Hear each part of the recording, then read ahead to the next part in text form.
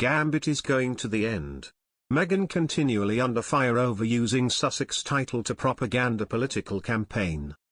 Meghan Markle's use of her Duchess of Sussex title when addressing US senators has been criticized as arguably improper.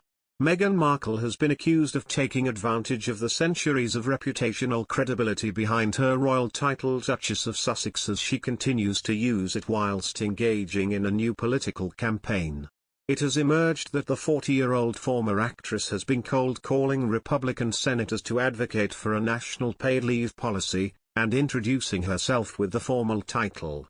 GB News host Colin Brazier commented that Meghan clearly understands corporate imaging as she and Prince Harry establish themselves as public figures in the United States.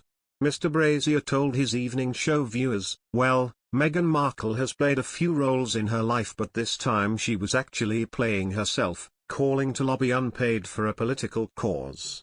Now the idea that Meghan Markle could be cold-calling senior American politicians out of the blue will strike some people as odd, but there's nothing wrong about it if she can persuade someone who has the private phone numbers of senior politicians to share them with her, then fair enough. It's the sort of thing journalists do all the time. What's arguably improper about this is that opening line, 'We all get cold calls from people trying to flog us with something we don't want.' They often try and capture our interests with a clever one-liner. But only one person in the world gets to deploy that humdinger of an opening gambit high, it's the Duchess of Sussex.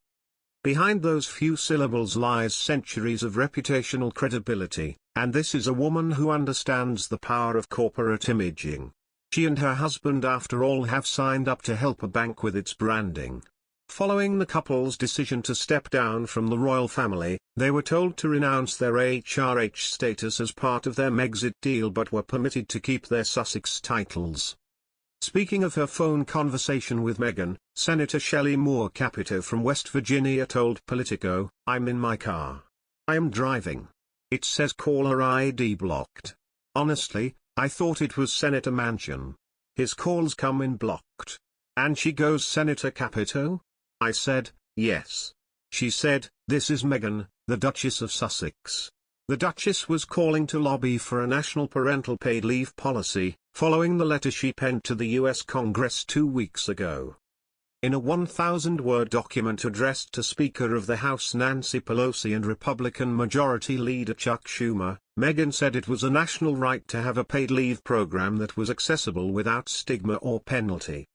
She had reflected on her own childhood and said that she had felt lucky to eat at the $4.99 salad bar at Sizzler, as she was aware of the sacrifices her parents had to make.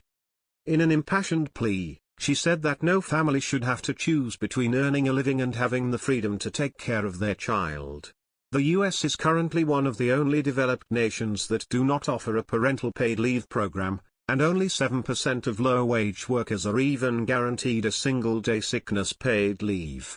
Following the phone calls, Senator Kirsten Gillibrand revealed to Politico that she was the one who gave the phone numbers to the Duchess, adding, "She's going to call some others, so I let them know in advance. She wants to be part of a working group to work on paid leave long-term, and she's going to be.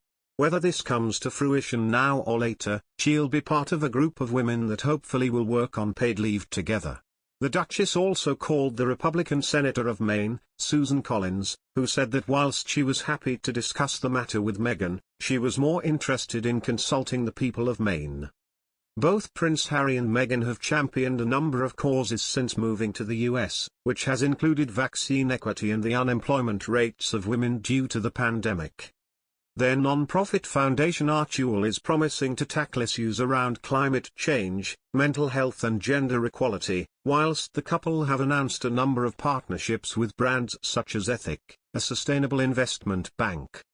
This isn't the first time Meghan has stepped into the political sphere, as she's claimed in the past that she has considered running for the Democratic nomination for U.S. President in 2024 if Joe Biden doesn't choose a second term.